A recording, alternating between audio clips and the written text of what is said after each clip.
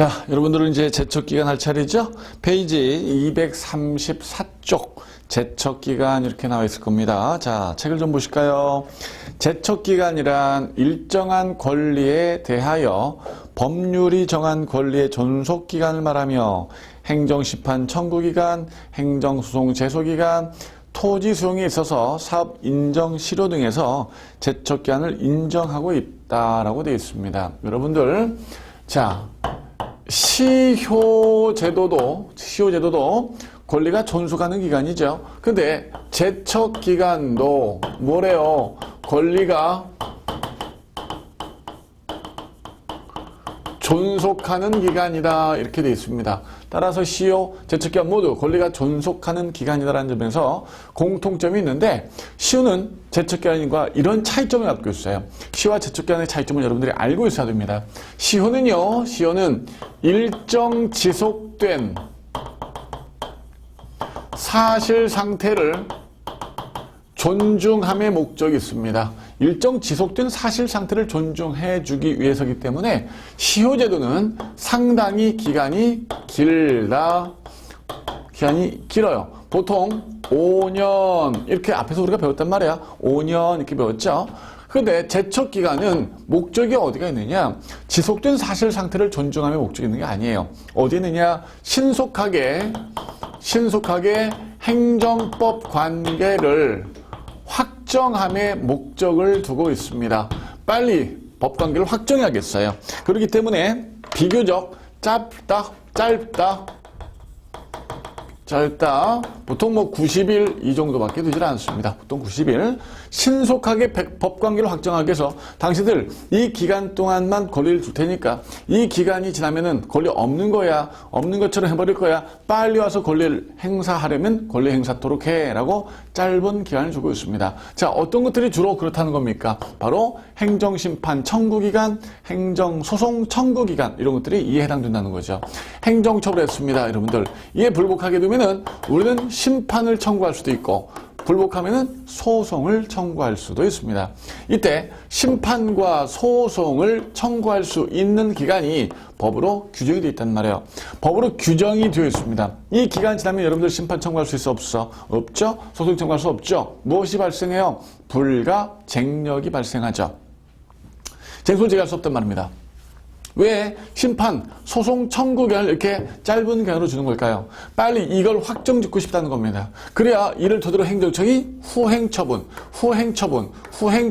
이어나갈 수 있게 되는 거죠. 그래서 후행처분 등을 빨리 이뤄내기 위해서 이 행정처분을 확정하기 위하여 90일이라는 짧은 기간을 주고 있는 겁니다. 자, 여러분들 그 이에 차이점들이 상당히 많습니다. 시효는 당사자가 법원 가서 주장을 해야 됩니까? 주장할 필요가 없습니까? 당사자가 법원 가서 주장할 필요가 있다라고 우리가 배워왔단 말이에요. 앞에서. 그죠?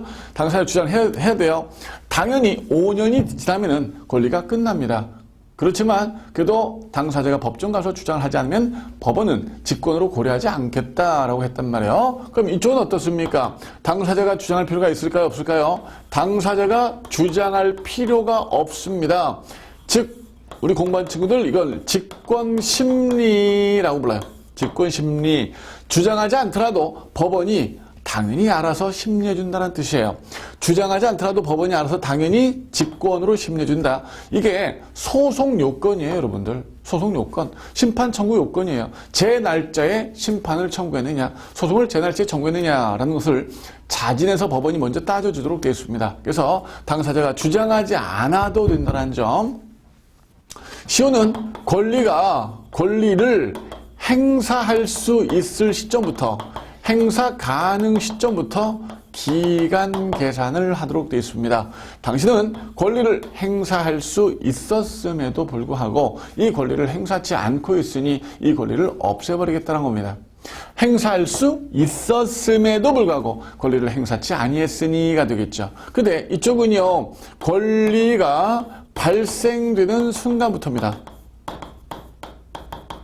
권리가 발생되는 순간부터 제척기간은 기산합니다. 왜? 짧죠? 하루라도 빨리 확정지하겠죠. 그래서 이 권리가 발생한 순간부터 당신은 이 권리를 행사하지 아니했으니 라고 해서 그 권리를 없애버리도록 되어 있어요.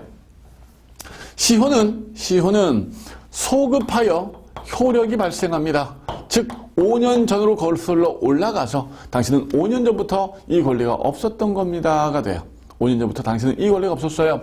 근데 재척기한은 장래효입니다. 앞으로 당신은 이 권리를 행사할 수 없다는 겁니다. 앞으로 이 권리를 행사할 수 없다. 시효는 사후 이익을 포기할 수 있습니다. 이쪽은 사후 이익 포기가 없어요. 사후 이익 포기가 무슨 말이냐 여러분들 봅시다. 내가 친구한테 예컨대 돈을 빌려줬어요. 친구야 돈 빌려줬는데 빌려주고 10년 동안 내가 친구한테 돈 줘라는 말을 하지 않았습니다. 그럼 10년이 경과하게 되면은 나는 친구한테 돈 받을 수 있습니까? 없습니까? 이제 돈을 받을 수가 없습니다. 시효가 완성되었기 때문이죠. 그런데 10년이 지나고 나서 11년째 친구가 찾아옵니다. 친구는 11년이 됐기 때문에 시효로서 이익을 보게 됐어요. 돈을 갚지 않아도 됐다 이런 말입니다. 시효로서 이득을 보게 됐는데 친구가 저한테 돈을 갚더라 이거죠. 자, 11년 전에 돈을 빌려온 거야. 근데 내가 돈을 안 갚아도 되지만 자, 이 돈 갚는다 하면서 돈을 갚더라 이거죠. 그래서 시효로서 발생한 이 이익을 나중에 포기할 수 있습니다.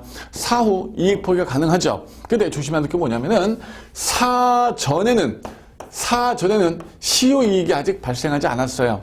왜? 의무가 있는 거죠. 돈을 갚을 의무. 그래서 자신의 의무를 다하는 거기 때문에 사전에는 이익이 없습니다. 사후 이익이 있는 것이고요. 사후 이익만 포기될 수 있습니다. 그런데 재척기한은 그런 것이 없다는 거죠. 행정처분했어요.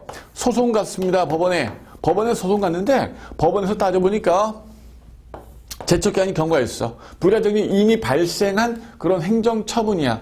야, 그렇지만 우리가 이분 불쌍하니까 소송 받아주자 이렇게 말할 수 있는가라는 건데 그렇지 못하다는 겁니다. 그럴 수가 없습니다. 사후 재척기간을 포기하고 소송 받아주자 이런 말을 할 수가 없습니다. 오케이? 자, 그 다음에 시효는 말이죠. 중단정지 제도가 있습니다.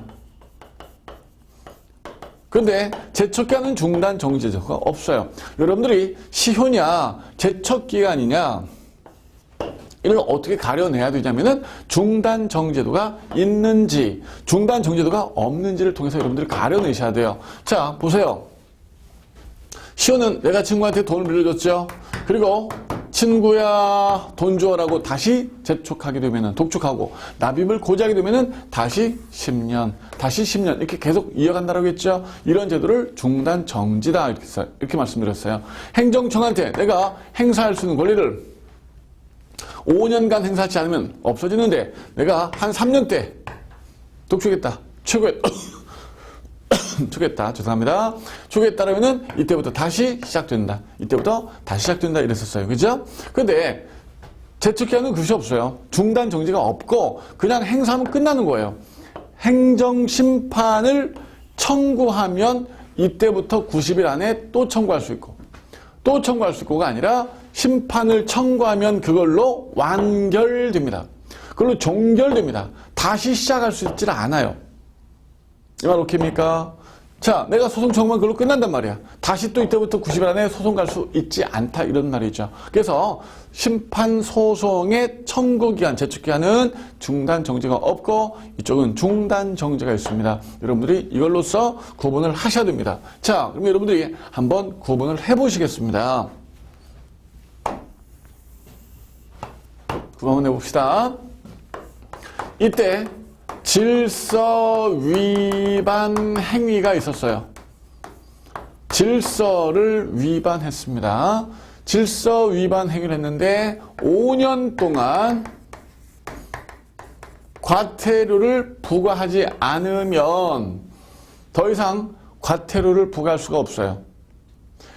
부과했습니다. 근데 5년 동안 그 과태료를 징수하지 않으면 과태료를 징수할 수가 없습니다.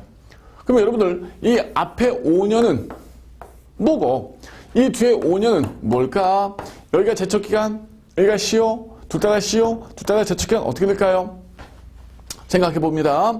중단 정지가 있느냐 없느냐로 구분하라고 했죠, 선생님이 아까. 그러니까 중단 정지 있느냐 없느냐. 그러니까 질서 위반 행위를 하고 나서 과태료를 한번 부과하면 과태료를 또 부과할 수 있는지 아니면 그걸로 종결되는지를 생각해 보세요. 과태료 부과는 부과하고 또 부과하고 또 부과할 수 있어요? 하나의 그 질서 위반 행위에 대해서?